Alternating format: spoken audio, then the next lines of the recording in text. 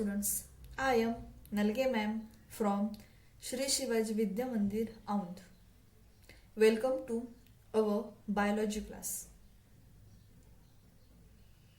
Today we are going to study major endocrine glands, and in previous lecture we have already seen what is the endocrine gland. Endocrine glands means the chemical coordination which occur by particular ductless glands, and these particular ductless glands are called as endocrine glands.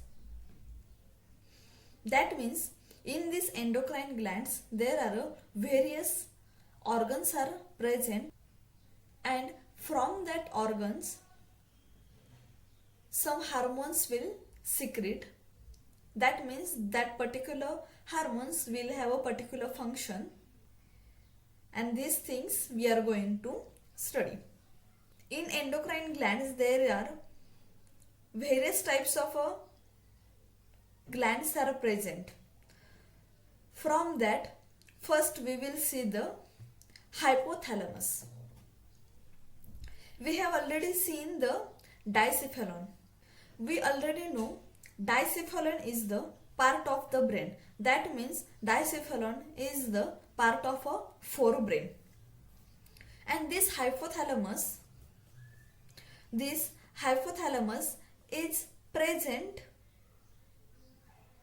at the floor of a diencephalon. That means at the end of a diencephalon. And I have already told that every organ and every hormone will have a particular function.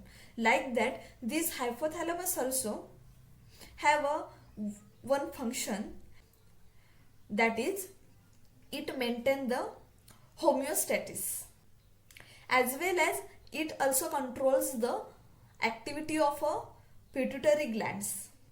And hypothalamus secretes two type of hormone. First is the ADH and second is the oxytocin. ADH means antidiuretic hormone, and this ADH also called as a vasopressin. This hormone is functioning in the activities of a kidney, and this is the oxytocin. This oxytocin helpful in a parturition. In further, we will see in detail function of these hormones. Now we will see the second gland. It is a pituitary gland or a hypophysis gland. That means this pituitary gland also called as a hypophysis gland. First we have seen the hypothalamus. Hypothalamus is present at the floor of a diencephalon. Exactly below the hypothalamus there is a pituitary gland is located, and it is a very small gland, and as well as it has a pea-sized shape, and it has also color like reddish and grey type. You can see here is the diagram of a pituitary gland. Like hypothalamus, pituitary gland also have a function, and this pituitary gland controls the all activity of a endocrine gland. Like in our class there is a monitor or a leader, and this particular leader or a monitor controls all class activities. Like that, this pituitary gland controls the all activity of a endocrine gland. So it is called as a master endocrine gland. That means master means leader. So it is called as a master endocrine gland. I have already told that pituitary gland is present below the hypothalamus, and there it is attached there called as a infundibulum, or it is also called as a hypophyseal stalk. There is a particular stalk or there is a particular foldings are there So it is called as a infundibulum or a hypophyseal stalk. Basically, this pituitary gland consists two types of a lobe. First is the anterior lobe. It's called as a adenohypophysis, and second is the posterior lobe called as a neurohypophysis. See in the diagram. This particular area is called as a anterior lobe, that is a adenohypophysis, and this particular area is called as a posterior lobe called as a neurohypophysis. These two lobes included in a pituitary gland. This adenohypophysis, it is the proper outgrowth of a buccal cavity. That means a roof of a buccal cavity, uppermost part of a buccal cavity. And this neurohypophysis is the downward growth of the hypothalamus. This adenohypophysis has an outgrowth, and this outgrowth called as a Rakhid's pouch, and this Rakhid's pouch get connected to the pituitary gland in the embryo. And there is also hypophyseal portal system. That means this adenohypophysis and the other intermediate lobe get connected to the hypothalamus, and this system is called as a hypophyseal portal system. This system secretes the various hormones. I have already told that this is the adenohypophysis. You can see here there is a various types of lobes are present in the adenohypophysis, and it is a larger lobe than the neurohypophysis. Adenohypophysis contains the various types of cells like as secretory cells, acidophils, basophils, etc. And this adenohypophysis also has three parts like pars distalis, pars intermedia, and pars tubernalis. These all parts are present in this lobe of a adenohypophysis. Now we will see which hormones are secreted by this adenohypophysis. There are some hormones which are secreted by the adenohypophysis, and that are: first hormone is the somatotropin. It is also called as a somatotropic hormone. It is also called as a STH or a growth hormone or a GH. GH means simply growth hormone, and STH means somatotropin or a somatotropic hormone. This hormone stimulated by the adenohypophysis, and I have already told that every hormone has a particular function. So this GH hormone or a STH hormone also has a particular function. This hormone will help in a growth and development of various tissues, which includes protein synthesis as well as cell division. How this hormone helpful in a growth and development of all tissues, like repairing as well as replacement of our body tissue or cells. Suppose we had a wound. If you are observed that at that time, after some days, it's starting healing, and after some days our skin become normal. Why it is happens? Because of this growth hormone. This growth hormone replaced and repair our tissues of our skins, so that after some days this our skin become normal. As well as if this hormone gets secreted in a high level or a low level, then we will also cause some disorders of these hormones. Suppose if there is a hyposecretion of this hormone or of a growth hormone or a STH, at that time from the childhood, it shows the disorder on the physical growth and the condition, and it is called as a pituitary dwarfism. If you observe that some children are abnormal from the childhood, this is called as a pituitary dwarfism. This is the name of a disorder which is caused by hyposecretion of a growth hormone. As well, suppose if there is a hypersecretion of growth hormone,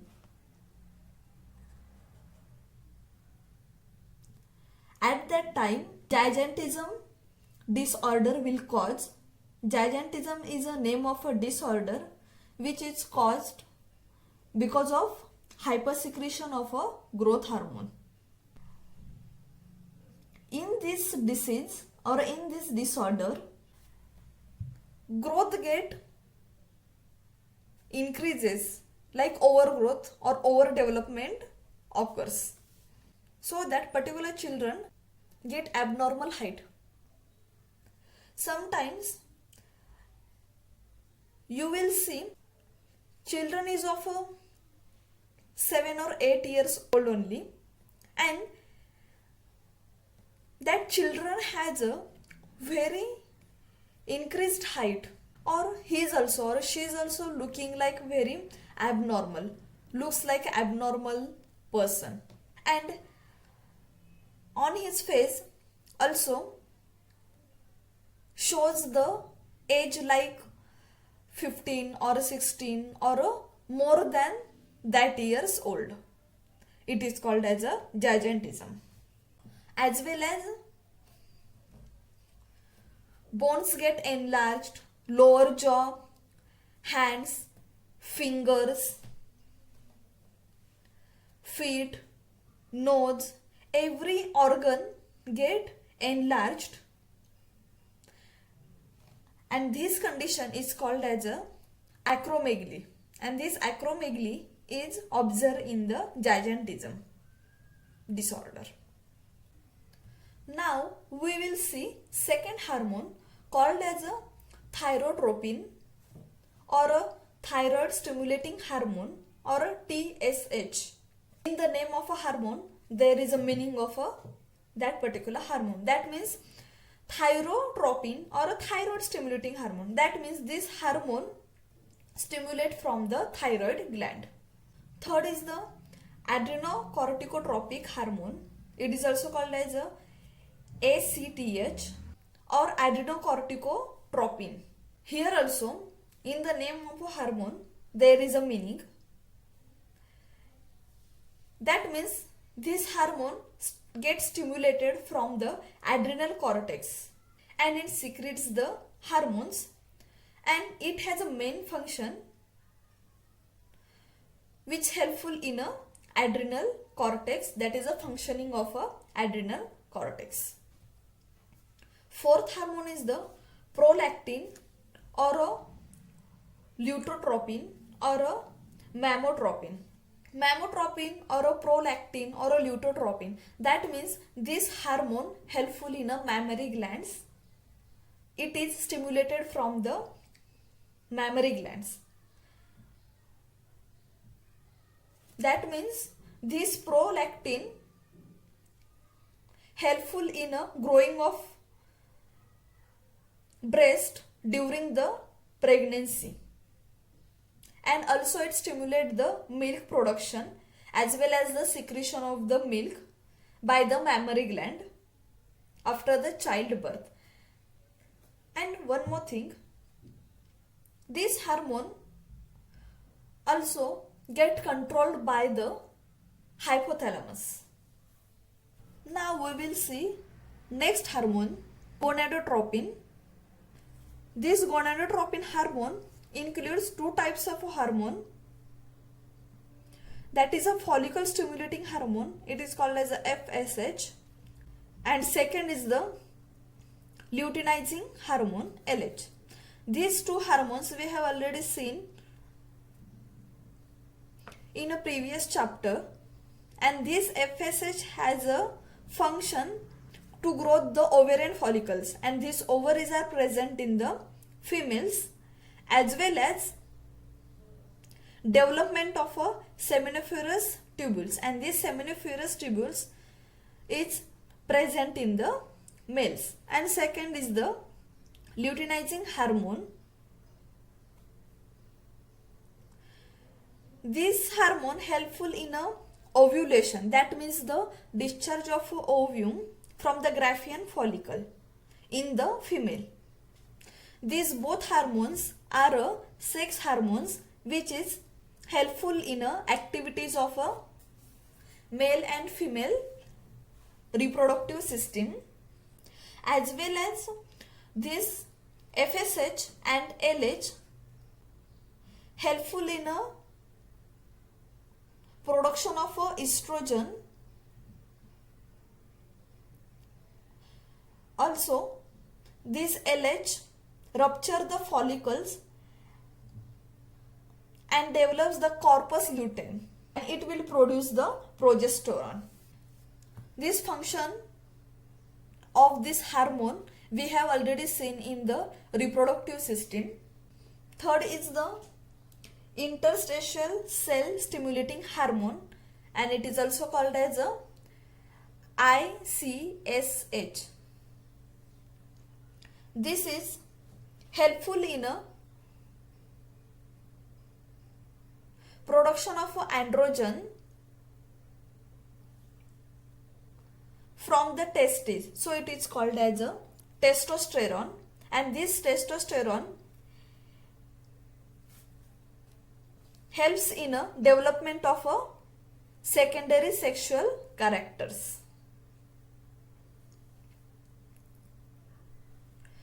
That means this hormone also helpful in a sexual activity in the males. All these hormone we have seen, this includes in the adenohypophysis. Now we will see the neurohypophysis and the hormones of a neurohypophysis. This neurohypophysis get divided into pars nervosa, that is a neural lobe, infundibulum, and third is the median eminence. These are lobes of a neurohypophysis, and every lobe and every part will have a function. First is the pars nervosa. It is act as a storage area.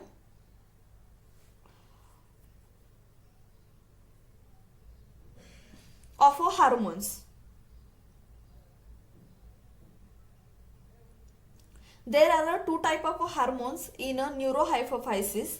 First is the oxytocin and second is the ADH. I have already told you that oxytocin helpful in a parturition. That is, it stimulates the contraction of a mammary glands to release the milk. So it is called as a birth hormone or a milk ejecting hormone. When the childbirth occur, at that time this oxytocin get stimulated, and after that, at that time milk get releases. so it is called as a milk ejecting hormone. Next is the ADH, that is a antidiuretic hormone and it is also called as a vasopressin. I have already told that this hormone is helpful in activities of kidneys. That is, it is helpful in a reabsorption of water, as well as it decreases the loss of water by reducing the urine quantity. Also, it increases the BP, that is a BP, that is a blood pressure, by the vasoconstriction. This ADH or a vasopressin also helpful in collecting the ducts in the uriniferous tubules which is present in the kidney. If the ADH get stimulated in a low quantity, at that time water reabsorption get reduces, that means get decreases, and urine output increases, and this disorder called as a diabetes insipidus. And also from this urine glucose didn't lost, so that human cause excessive thirst, and this condition is called as a polydipsia. So this polydipsia, diabetes insipidus, these are the names of disorders if the deficiency of ADH occurs. Students, here we have seen the two endocrine glands. First is the hypothalamus and second is the pituitary gland. Also we have seen the functions of a hypothalamus and a pituitary glands, as well as we have seen the various hormones